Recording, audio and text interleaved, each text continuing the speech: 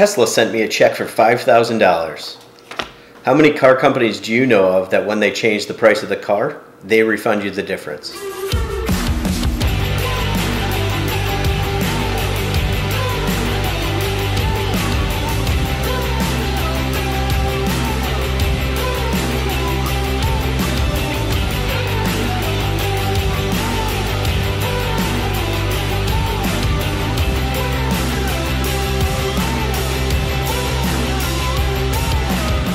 Hey everybody, and Happy New Year.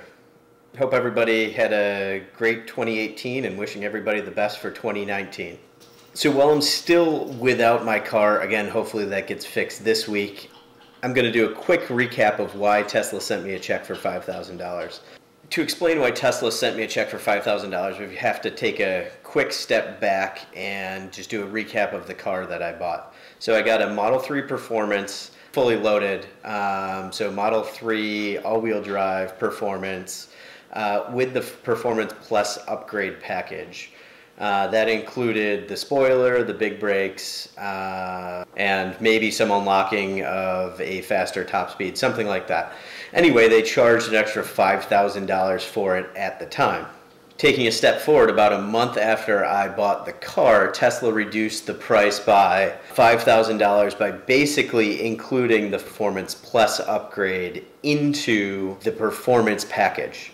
Now, while that was frustrating, I knew what I was getting into at the time. I knew Tesla prices shifted constantly. Really wanted the car, really wanted the Performance package, wanted it fully loaded. So yeah, I was frustrated when the price drops, but it wasn't the end of the world. Prices of things change constantly. It's just kind of a fact of life. Tesla seems to move their prices a bit quicker based on supply and demand, but given that I'm in the airline industry and that changes to the second, when you're talking about aircraft seats and trying to get a ticket on a plane, it's something that I just understand and get it. Supply and demand is a real thing, and hey, I was willing to pay the price. So here's a quick view of my car page on Tesla.com. As you can see, fully loaded. Interestingly enough, it doesn't show the Performance Plus upgrade package on here. But if you look up in this corner over here where my mouse is moving, you will notice that I'm now on pay-per-use Supercharging. Almost immediately when the price change came out, or the inclusion of the extra package, there was a big response on Twitter where people were extremely frustrated and making that known to Elon and Tesla. And Elon responded basically quite quickly. I think it was within a couple of days, saying, if you want the refund, we're going to give you the refund, but you're going to have to give up the lifetime free supercharging, which is interesting because they kept pushing that was more valuable than the $5,000 itself. So, as a numbers guy, I went out and did the math, and I'm going to share that with you. To show you where the differences now sit in the configurator, I'm going to just walk you through a quick build out of my car. It is a dual motor all-wheel drive. So I've got red. I don't see the, oh, there it is. So interestingly, they just don't show the wheels here, but I've got the option included for the 20-inch performance wheels, performance brakes, spoiler, slightly lowered suspension apparently, alloy pedals, track mode, which apparently is now open to everyone with a performance, and increased speed to 155. Here's some pictures of all that fun stuff.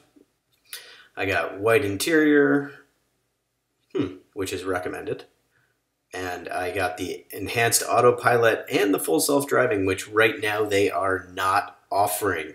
Hopefully that will come back once they figure out how they're branding and marketing that, especially with the new computer or autopilot hardware 3, as they're calling it, which should be a free upgrade in my car. So, I already paid for the full self-driving. I took a gamble on it, but I think it's going to start rolling out features sometime next year. As you can see, it is a $72,500 car with the $3,500 full self-driving option that gets you to 75, and then at the time when I bought the car, it was an extra $5,000 to get the Performance Plus upgrade package. That's the check they sent back to me. Really excited that Tesla is pretty progressive when it comes to how they're dealing with their pricing. Yes, it moves, but in certain cases, they take great care of their customers, especially when they're the ones buying the top-end cars. So free lifetime supercharging is an interesting concept. Marketed as lifetime, but it's really for the lifetime that you own the car, not for the lifetime of the car. And while I think I'm going to keep this car for quite a while, I'm not keeping it forever. So I'm not sure it's going to have the same value to me as it might have to others. Also, you know, I do some road trips, but not all that many. I'll probably do more than now that I have the car. But I still don't think it's going to be worthwhile to me. So that's why I sat down, built a quick calculator to figure out really what this is going to be worth. In addition to the fact that I'm not doing tons of road trips and using supercharging all the time, I have a charger at home.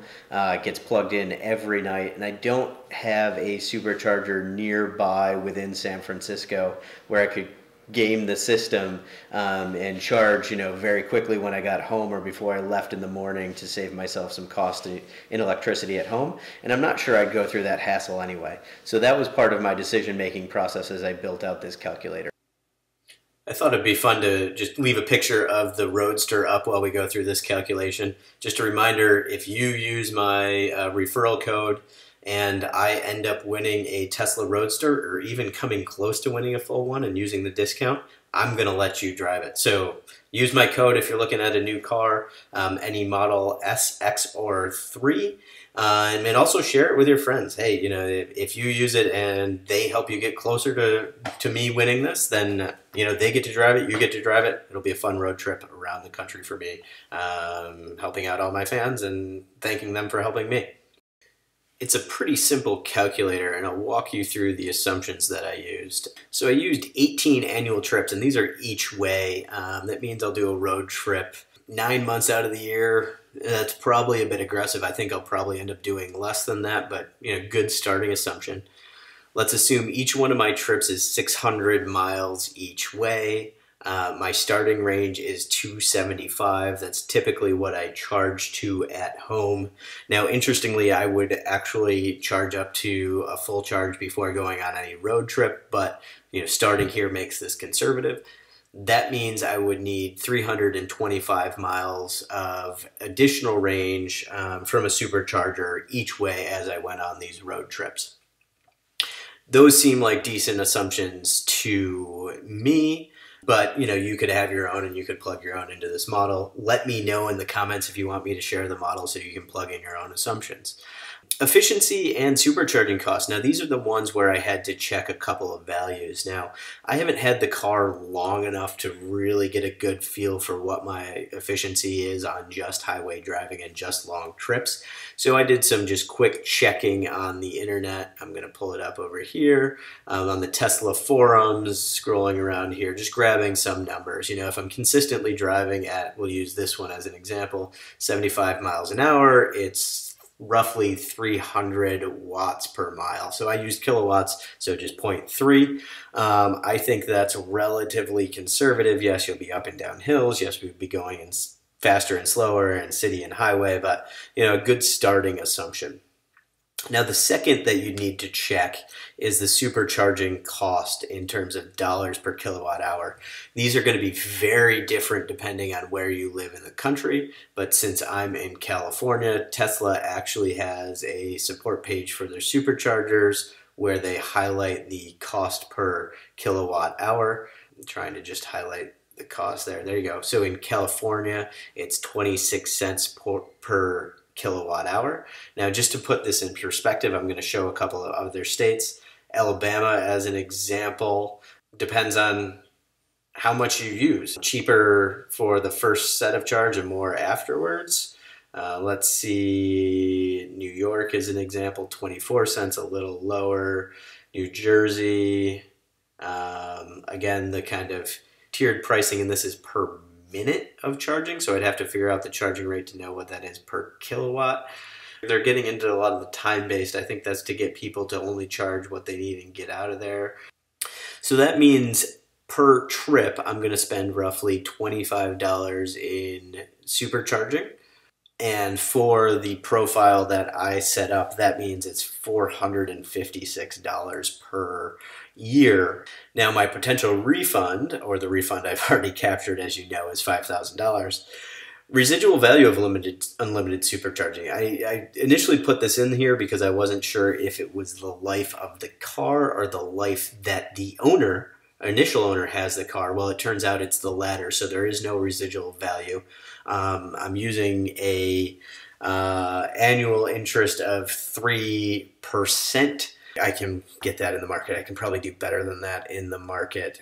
Converted that to a monthly interest roughly. I know the math doesn't work, but I used the 3%. I just did divided by 12 rather than the compounding, which is my little note to fix it. I didn't go through the process of fixing it. Sorry.